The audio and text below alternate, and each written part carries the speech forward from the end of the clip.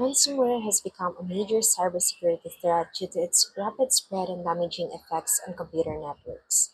Due to this, our study employs mathematical modeling to analyze malware transmission and explore how strategic interventions can mitigate it. Good day, everyone.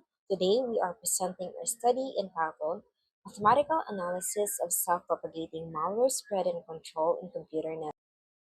Ransomware has become one of the most dangerous cybersecurity threats worldwide.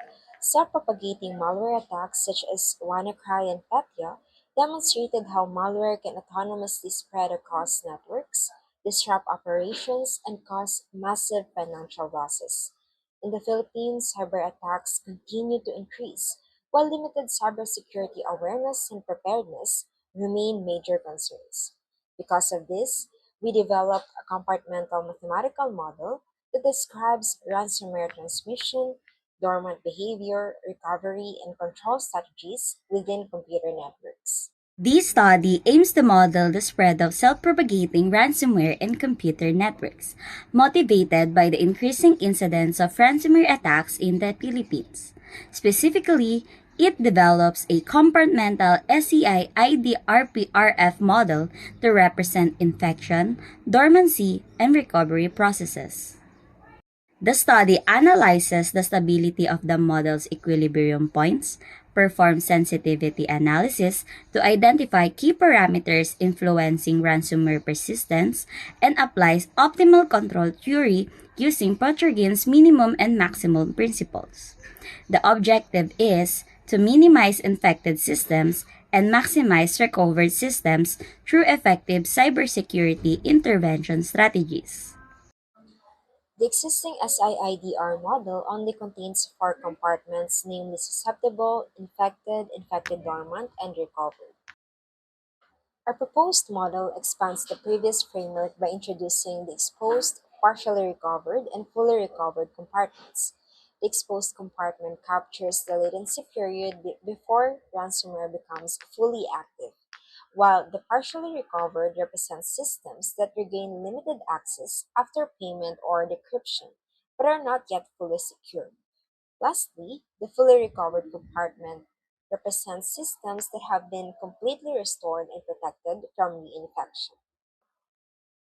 The new model also incorporates additional parameters such as successful and unsuccessful activation rates, payment, decryption, recovery, and death rates. These additional parameters make the model more realistic and capable of representing real-world ransomware behavior and cybersecurity interventions. The first four assumptions focus on ransomware transmission and activation. The model assumes homogeneous interaction among systems, successful payment and decryption processes, and balanced activation rates to simplify the analysis. The last four assumptions define the study environment. The model assumes no initial immunity, a single infected host as the attack source, permanent immunity after full recovery, and Windows 10 or earlier systems as the target population. And here are the following ODEs for each compartment of the new model. To ensure that the model is mathematically valid, all compartments must remain non-negative for all time. Given non-negative initial values and parameters, the model preserves positivity. For example, when the susceptible class becomes 0, its rate of change is still non-negative, so it cannot go below 0. The same reasoning applies to other compartments. Therefore, all state variables remain non-negative for t is greater than 0, confirming the model's positivity and boundedness. To ensure that the model is mathematically valid, we analyzed its existence and uniqueness properties. Using Lipschitz continuity and boundedness condition, we proved that the system of differential equations has a unique solution, positive solutions, and bounded solutions over time. This confirms that the model behaves consistently and remains mathematically well posed. The disease-free equilibrium represents the state where ransomware is completely eliminated from the network. In this condition, the exposed, infected, and dormant infected compartments compartments become zero, indicating that no active malware transmission exists within the system. The graph for the disease-free shows the infected compartments gradually decreasing to zero over time. This indicates that the ransomware outbreak eventually dies out and the network becomes stable and infection-free.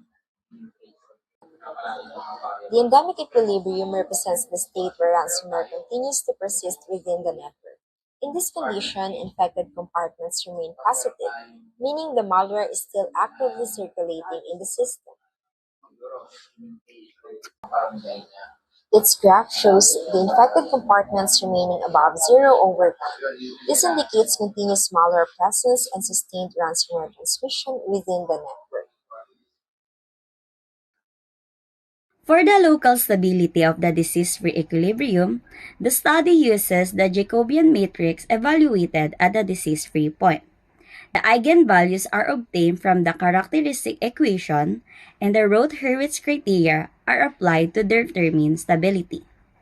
The important result is that when R naught is less than 1, all eigenvalues have negative real parts.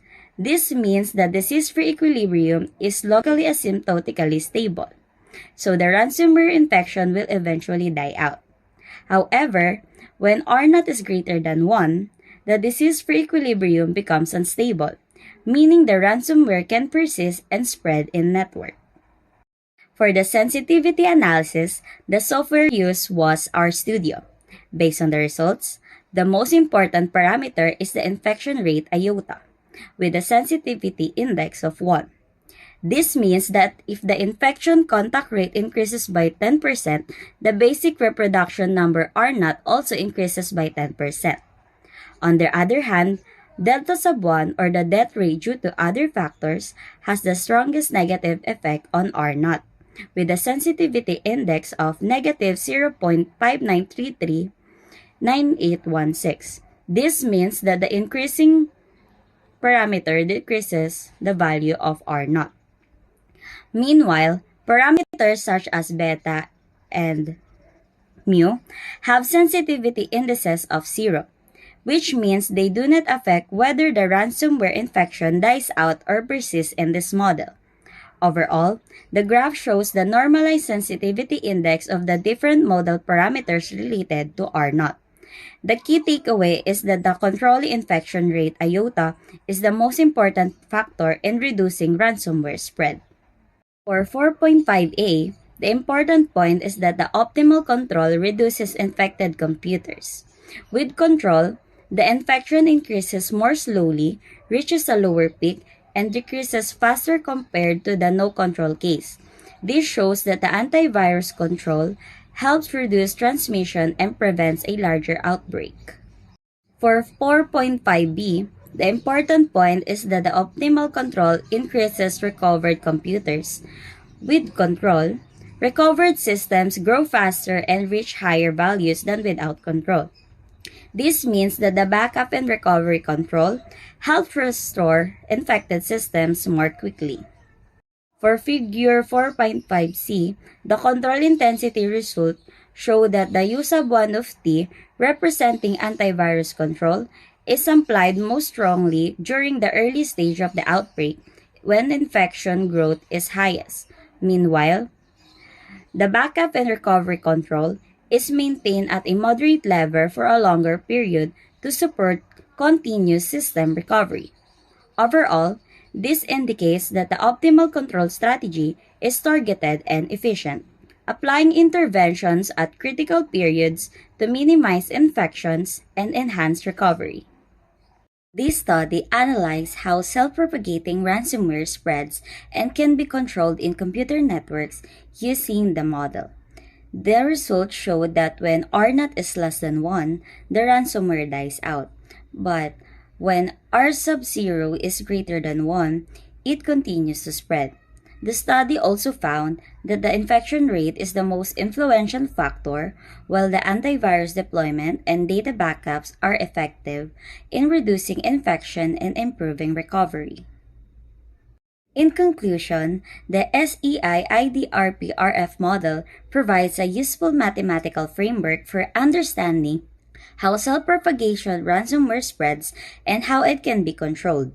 The study shows that the early detection, reduced transmission, strong antivirus protection, and effective data recovery strategies are important in limiting ransomware outbreaks. Overall, the findings suggest that timely cybersecurity intervention can minimize infection, improve system recovery, and strengthen the resilience of computer networks against self propagating malware.